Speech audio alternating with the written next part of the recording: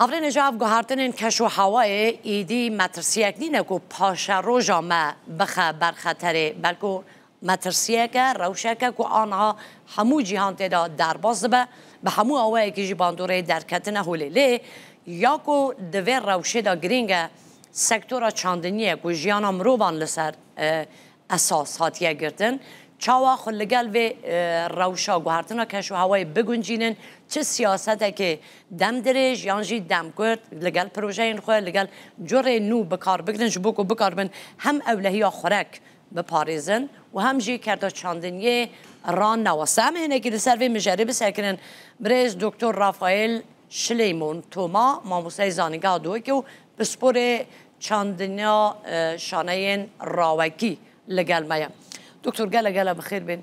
ما اوان نوچه ما به هم را دیدن ایدی پلی گرمی راستی در بازی پنجی دو بویه گلک مدرسیه کرتا چاندنی حتی نا به تایبتی لباشوری کردستانی باندورا و گوهردنی لسر چاواده بینیم زور سپاس بو در فتح براستی وکی تا اشارت پیدای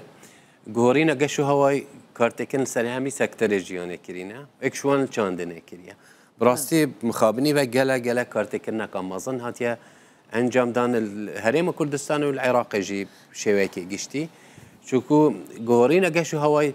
هر تشتا جريدا الجروكي او جي اخو ابو هوايا يتهاتنا جورين وقت در انجام فيت چنده كارتكن سر برهمه روكي كريا سر بازاري كريا وديسا سر برهمه داروبارا كريا و برهمه جنمي وجهي وحتى دماي جا دکتر لگل و روشه یا گرین خوگون جاندنه حرما کردستان ام بیجن حتی آنها چه ریکارین وی هبونه چه پیلانین وی هبونه و چه لیکولینین وی هبونه گوری روشه چاندنیا خو پیش بخواه راسته ابخو گوهرین اگه هوایی بویا بابته که گله گرینگ بو وکولین چاندنه براستی همی زاننگه کردستان نخواست مکولیجن چاندنه الدهوكي والسليمانيه والهولير وهمي عراقي هول دان كو هندك بكولينا بكن كاديتشوا ريبروبونا في غورينا قشو هوا كان نخاص ما جدارين افي چكو امزانين جدارين افي جلا كين بوينا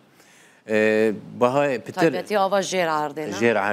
عردي وسر عردي جي چكو كين بونا بارانان كارتكنا كريل سر اوا جير عردي واف كولانا بيرا شواكي جلا مازن كارتكنا كمازن كريا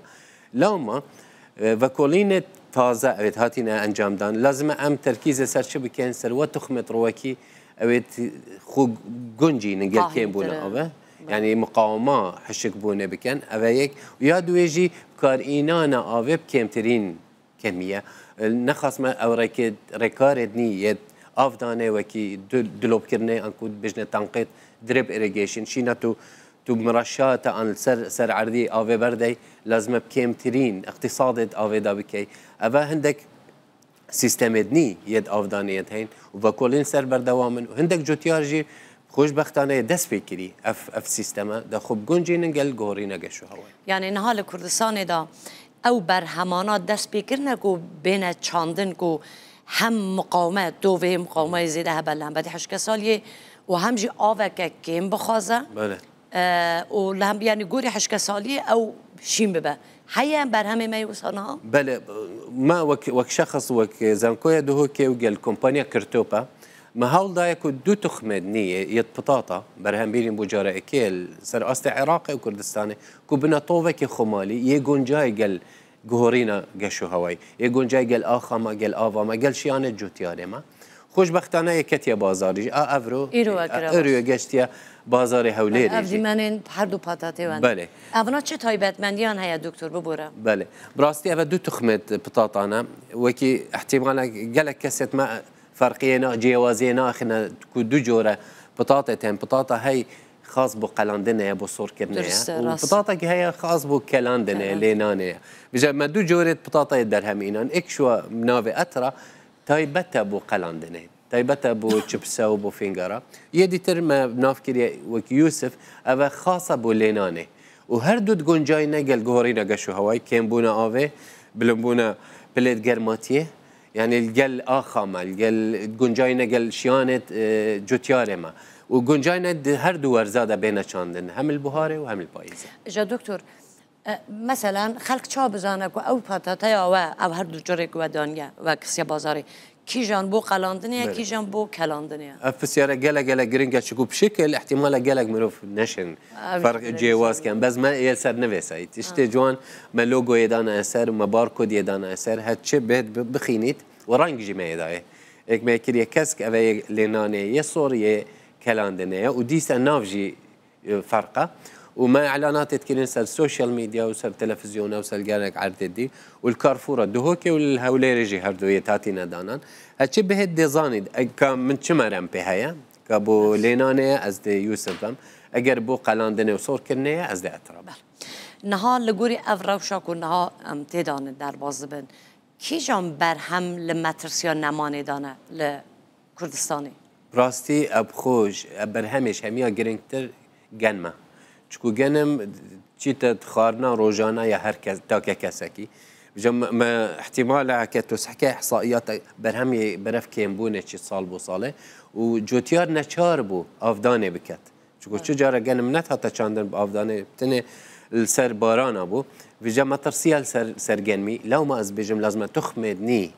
بين تحسين كرن بين استنباط كرن كو هندك تخمدني كو جنجاي بين قلبي جوهرين اجشو هاي بجا جنم ما ترسيه كان مظن يال سر هاي ديسا السر فقي هيا السر بروبو مدي هيا السر باجان هيا السر خيار هيا شكو روشا رواكينا وكي جارايا يعني حياتوي دورة حياتوي كرد بوي شكو برجر ماتيه ناجي توي استيك وبشد مناعجي الدجي آتافا وإيشا بكتن بجا إيجي زيدا بوينا كارتك النسر آخي كريا شكو أو كرستت ناف آخدا برف كم بونه شكو آفنينا وجرماتي جل كارتك النت تشكي تجي هيا دكتور از باورتكم يعني جرينجا افجي سیاست حکومتی با عمل هم بری جودکاران روشن جودکار اگه چی بده چینه لیکن گویش که جناب روش کنو بو دابین که نوان توین قاهیم توین کو بکار با خل گلوی روشه بگنجینه بو تکنولوژیا کو پیوست که بو جور سیاست کو پیوست که نیزی که افنا همونه که کار دولتی نه حکومتی نه چه ارکا حکومتی هیا کو برانبری جودکاران دوی بکه براستي أركي حكمتي سركية بس حكمت بتنجي نشت يعني از همي قابد بيجم بارتنرشيب يعني وك شراكت أم همي لازم إحساس بكينكو أف مشكلة يا مخرية يعني أف آريشة يا منو يا تايا بيجا زانينجا وكزانكو جهت وكولينة چاندنة لازمت هاري كاربن ربابرية چاندنة يدقشتي ويد همي منطقة لازمت هاري كاربن جوتيار بخو هاري كاربيت مستهلك جي هاري كاربيت أبا بيك واجر كومبون وقل حكومته أبا بيك بشين بلانك بدانم بلانك نبو صالك ودو صال شوكو ما قالك جارت قد جهورينا قشو هواي ما تشتكي دانك وتباشا روجي داي أفرو يا يعني جهورينا قشو هواي أفرو يا أم هميد بينين أف هافينا چند گرمه أف بارانت صال بار چند كيمبون بجا لازم بلان به تدانم بس بهما هنگي همي بيك با نهارك بخو كاري بكت هركش لايكي لازم همي بإكلا بإك خطة بإك بلان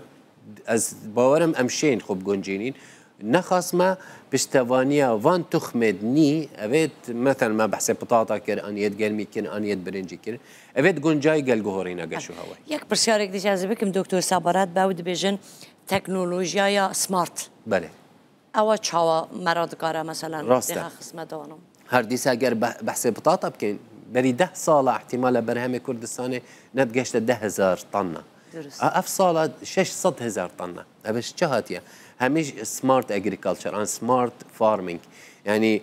تكنولوجيا بخيت خدمتها چاندنه دا اي ويغا لازم بخينت خدمتها چاندنه دا هر وكي ما تقل هر دو جورت بطاطا ما تكنيكا كاني بكارينا او جي تكنيكا چاندنه شان رواكي بلانتيشو كلتشر افا دي وقتي كمتر لكت مصرفتي كمتر لكت ديسا جهد مروفيجي دي كمتر لكت وبرهم دي زيتر لكتن وتشيب گونجيني قلبي جوهرينا قشو هوا قالك سپاسكم دكتور که آماده بون لگل ما سپاس بو برز دکتر رافائل شلیمون توما ماموسای زنینگاه دوی که و هر سا بسپور چاندنا شانه راوگی گل سپاس هر بشین